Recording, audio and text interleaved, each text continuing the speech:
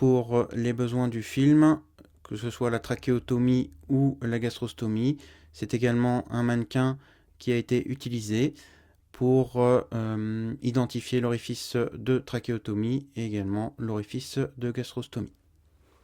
Donc voici une vidéo explicative de la trachéotomie. Donc, tout d'abord une petite présentation du matériel. Donc la trachéotomie, qu'est-ce que c'est exactement? Ça va être un dispositif qui va être placé au niveau de la trachée, qui va permettre du coup de respirer, faire passer l'air directement au niveau de la trachée, plutôt que par les voies aériennes classiques, notamment en cas d'obstacle au-dessus de la trachée. Par exemple dans les cas de cancer du larynx, dans les cas de paralysie de corde vocale ou dans d'autres pathologies. Donc au niveau du matériel qui va pouvoir être utilisé, on a différentes canules qui vont pouvoir être proposées sur le marché de textures variables. Une canule, donc voici un exemple de canule avec son membrane d'introduction qui est relativement souple ici. Vous avez également des canules un peu plus rigides, comme cet exemple-ci.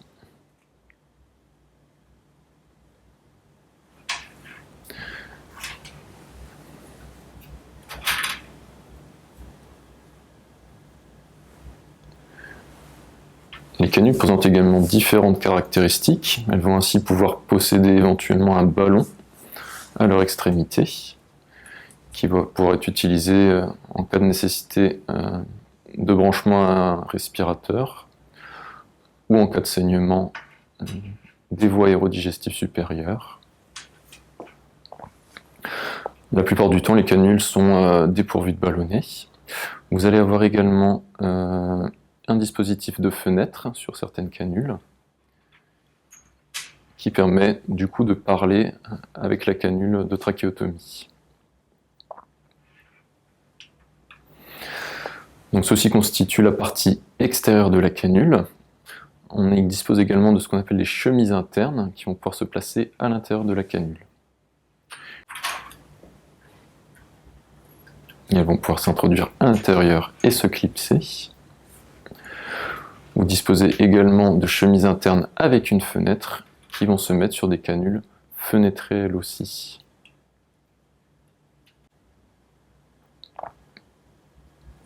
L'intérêt d'une chemise interne est de pouvoir la retirer rapidement en cas d'obstruction à l'intérieur de la canule, mais aussi de pouvoir réaliser des lavages de l'intérieur de la canule sans pour autant retirer de manière complète la canule de trachéotomie. Pour les canules qui possèdent un dispositif à ballonnet, celui-ci pourra être gonflé à l'aide d'une seringue de 10 cc, avec un gonflage qui doit être adapté, ni trop ni trop peu. En plus des canules de trachéotomie, différents accessoires peuvent être proposés. Vous pouvez par exemple disposer d'un filtre au niveau de la canule qui permet de réchauffer l'air et de faire en sorte d'avoir moins de sécrétion et moins d'irritation au niveau de la trachée. Vous pouvez également disposer d'une valve phonatoire partielle qui permet d'inspirer par la canule et donc d'inspirer correctement et de favoriser l'expiration par les voies naturelles et donc favoriser la discussion avec vos proches.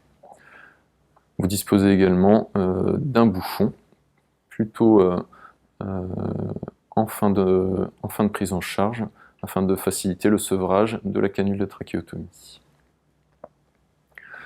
Après, vous disposez bien évidemment du matériel standard, à savoir les solutions hydroalcooliques pour le lavage des mains, ou alors de l'eau avec du savon, de la biseptine pour la désinfection de l'orifice de trachéotomie associée à des compresses, et enfin un gel de lubrification. Vous disposez également du collier cervical qui va pouvoir permettre de fixer la canule et d'éviter tout mouvement intempestif. Selon les préconisations médicales, le changement de trachéotomie pourra avoir lieu à une fréquence variée. Nous allons vous présenter le matériel qui va être nécessaire pour réaliser un changement de canule de trachéotomie. Vous disposez tout d'abord du matériel d'hygiène des mains, avec la solution hydroalcoolique. Vous disposez également de biseptine et de compresse pour nettoyage de l'orifice de trachéotomie. Vous disposez de la nouvelle canule qui sera réutilisée au besoin.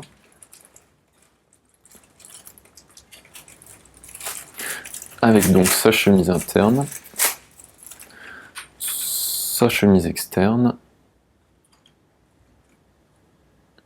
et un mandrin qui va permettre l'introduction et le changement de manière plus efficace.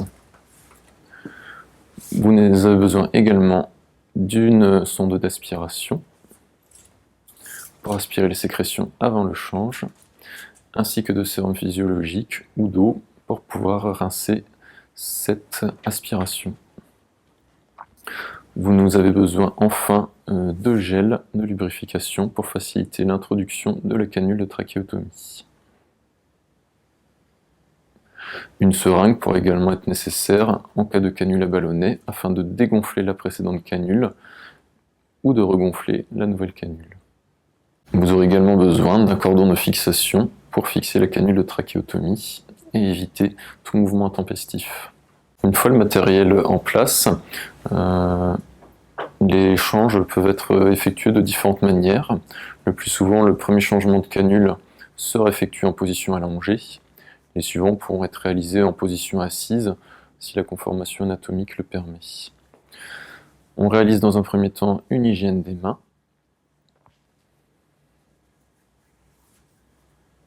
Puis on réalise une aspiration des sécrétions de la canule en place.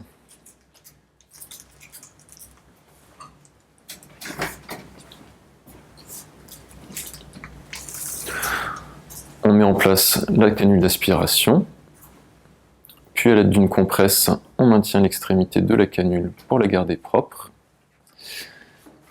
et on l'introduit dans la canule de trachéotomie. Jusqu'à obtention d'une toux. Et les sécrétions peuvent alors être aspirées en remontant et en faisant un mouvement circulaire.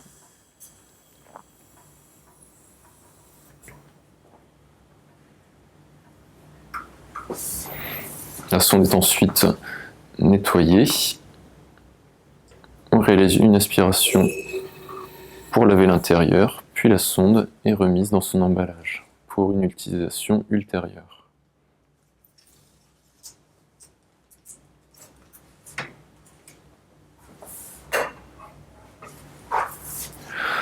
On réalise ensuite l'ablation de la canule de trachéotomie en défaisant tout d'abord les scratchs sur les côtés.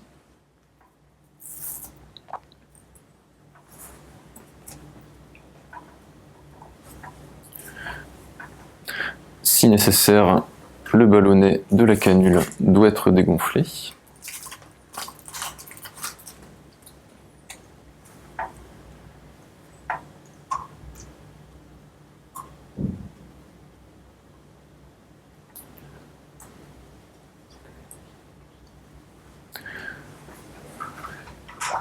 Puis la canule est retirée sans difficulté.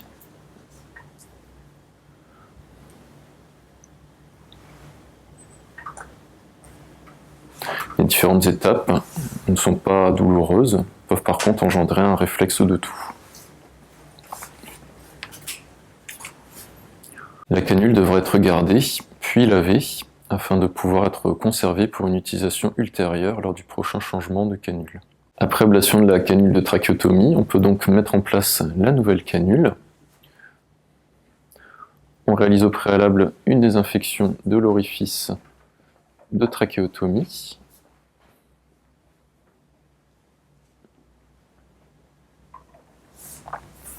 On notera que le cordon de sécurité a déjà été placé sur la nouvelle canule.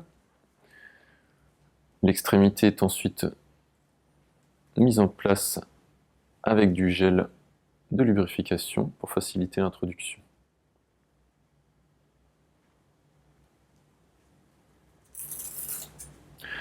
On note la présence du mandrin qui facilite l'introduction.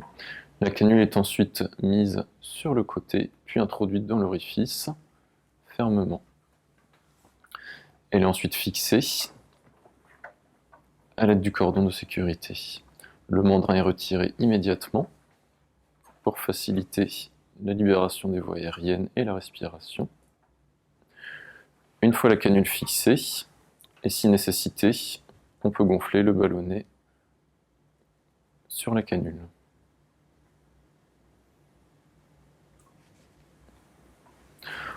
Pour finir, on mettra en place la chemise interne adaptée avec ou sans fenêtre.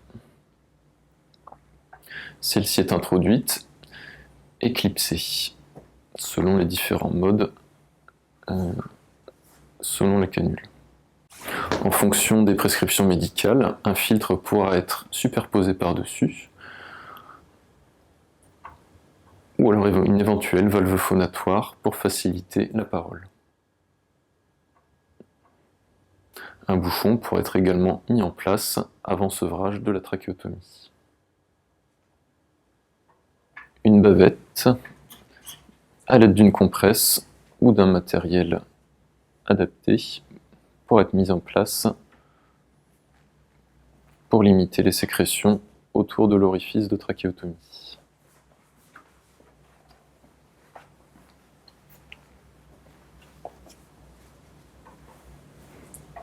Elle est introduite immédiatement en dessous